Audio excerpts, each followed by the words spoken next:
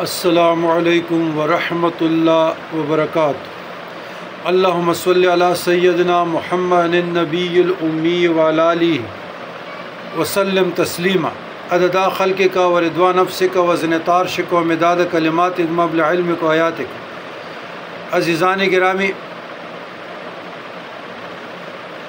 اتباع رسول صلی اللہ علیہ وآلہ وسلم، قرآن مجید فرقان حمید کے کچھ آیات فیس بک پہ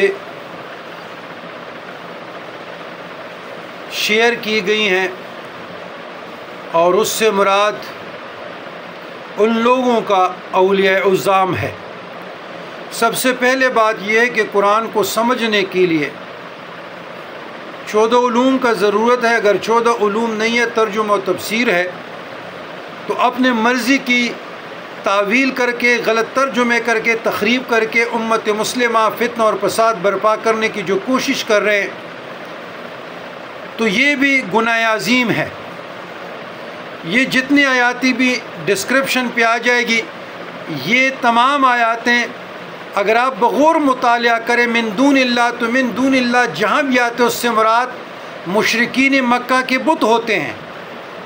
اس سے مراد نہ داتا صاحب ہیں، نہ خواجہ غریب نواز ہے، نہ غوث پاک ہے، نہ لال شہباز قلندر ہے، اور نہ اس زمانے میں یہ اولیاء تھے۔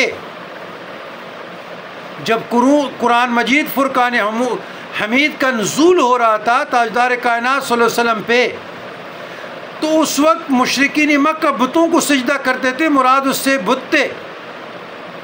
اور کسی بھی شعور آدمی کا اور کسی بھی سالک کا، صاحبان تصوف کا یہ عقیدہ نہیں ہے کہ وہ بندہ ہے، کہ بندے سے ہم خدا بنائیں۔ بقایا حرف ندا، یا رسول اللہ انظر حالنا، اغثنی یا رسول اللہ، انت طبیبنا انت حبیبنا، یہ جائز ہے، یہ شریعت مطہرہ کے عین مطابق ہے، نہ شرک ہے نہ بدعت ہے۔ تو لہٰذا یہ جتنی بھی آیاتیں ہیں یہ بتوں سے تعلق رکھتی ہے، مشرکین مکہ سے تعلق رکھتی ہے، یا وہ لوگ جو اللہ کے سامنے بت کو سجدہ ریز، اس کو پوجے، اس سے مدد لے لے۔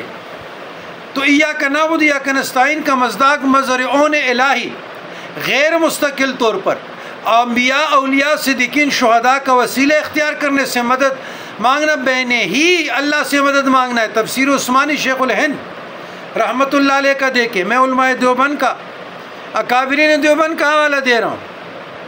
اچھا، دوسری بات یہ ہے کہ انجینئر محمد علی مرزا کے فالوور دیکھیں، دڑا دڑ اولیاء کا مذاق، تمسخ، اور ان کے پیجز پہ جو بارش، سیلاب آئے، مختلف قسم کے تصویریں ڈال رہے ہیں۔ یاد رکھیے گا، اس گستاخی، بے ادبی اور بد اخلاقی کی وجہ سے آپ دین کی خدمت نہیں کر رہے، آپ فتنہ اور فساد کو پروموٹ کر رہے ہیں۔ اگر آپ کو تصوف کی سمجھ نہیں آ رہی، اولیاء اللہ کی سمجھ نہیں آ رہی، تو ہم کب کہتے ہیں کہ مثلا سلطان باہو رحمۃ اللہ علیہ ہم خدا ہے؟ ہم تو کہتے ہیں اللہ کا برگزیدہ بندہ ہے، اللہ کا نیک بندہ ہے، متقی صالح ہے۔ ہم نے بندوں سے خدا تو نہیں بنائے، اور نہ ہم وہاں سجدے کرتے، نہ ہم پوچھتے ہیں، نہ خدائی تصرفات کے مقابل لاتے ہیں، یا اور جو بزرگان دین کی قبریں، قبرستان یا مزارات سیلاب کے نظر ہو گئے، اور آپ بیہودہ قسم کے پوسٹ کرتے ہیں کہ جی اگر یہ بچا سکتے تھے تو اپنے آپ کو بچا لے۔ بچانے والا میرا اللہ ہے، یہ اللہ کے برگزیدہ بندے ہیں، متقین ہیں، صالحین ہیں، نیک ہے۔ لیکن کیا کیا جائے، آپ لوگ اتنا ایکسٹریم پوزیشن پہ چلے گئے کہ کسی کو نہیں بخش رہے، نہ محدثین کو بخش رہے ہیں، نہ فقہاء کرام کو بخش رہے ہیں، نہ اولیاء کو بخش رہے ہیں، نہ علماء کرام کو بخش، نہ مشائخ عظام کو بخش رہے ہیں۔ آپ ہیں کیا؟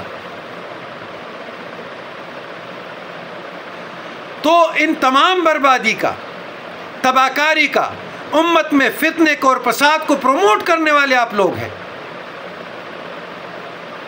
اب کشف المحجوب کو بھی آپ نہیں بخش رہے. وہاں سکر اور سہو کو تو سمجھو کہ سکر کیا ہے، سہو کیا ہے، قرآن سے ثابت ہے، شریعت سے ثابت ہے.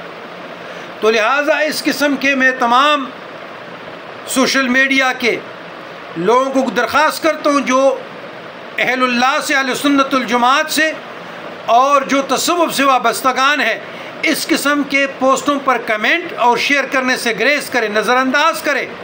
یہ خود ہی مر جائیں گے. جب آپ اس کو ریپیٹ کرتے رہیں گے یہ خوش ہوتے رہیں گے. ربنا لا تزغ قلوبنا بعد إذ هديتنا وهب لنا من لدنك رحمة إنك أنت الوهاب.